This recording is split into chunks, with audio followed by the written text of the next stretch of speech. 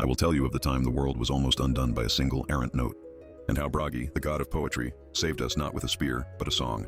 It began on the shores of Noatun, the great hall of Njord, god of the sea. The Vanir gods, Njord, Freyr, and Freya, were throwing a massive feast for the Aesir. The mead flowed like a river, and the conversation was as loud as a battlefield. Bragi, my grandfather, sat with his wife Idun, listening to the boasts of Thor and the sharp insults of Loki. Now Bragi was a master skald. His words could calm the most violent storm, or set two brothers to war. But he carried a dark secret. His brother, Kvasir, the wisest of all beings, had been murdered, and his own existence was tied to the mead brewed from Kvasir's blood. This wisdom gave him power, but also a constant low, humming sadness. That night, a Draugr, the restless, monstrous undead of the sea, was drawn from its sunless wreck by the noise and the scent of living flesh. It was no common ghost. This was the spirit of a Viking king, so greedy for gold in life that even death could not free his cold fingers from his treasure hoard. He came ashore, dripping seawater and decay, his eyes burning with the blue fire of the deep.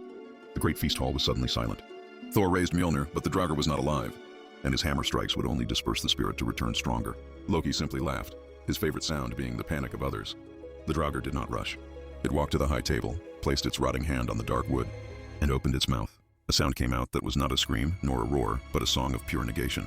It was a chord of absolute despair, a sound that said, "Nothing matters. All beauty dies. Life is a fleeting lie." The gods instantly began to wither.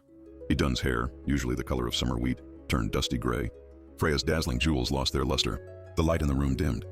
This Draugr wasn't seeking to kill the gods, but to uncreate their hope, stealing the very reason for their existence. Bragi alone did not move, for he already carried the weight of a death in his heart.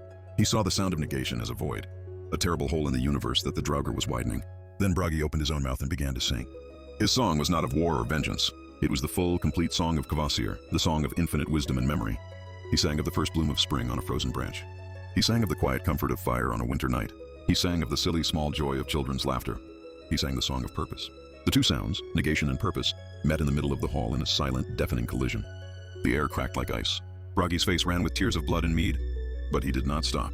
He sang every tiny forgotten reason to live that Kvasir's wisdom contained. The Draugr shrieked. It could withstand a physical blow, but it could not withstand the unassailable, beautiful logic of life.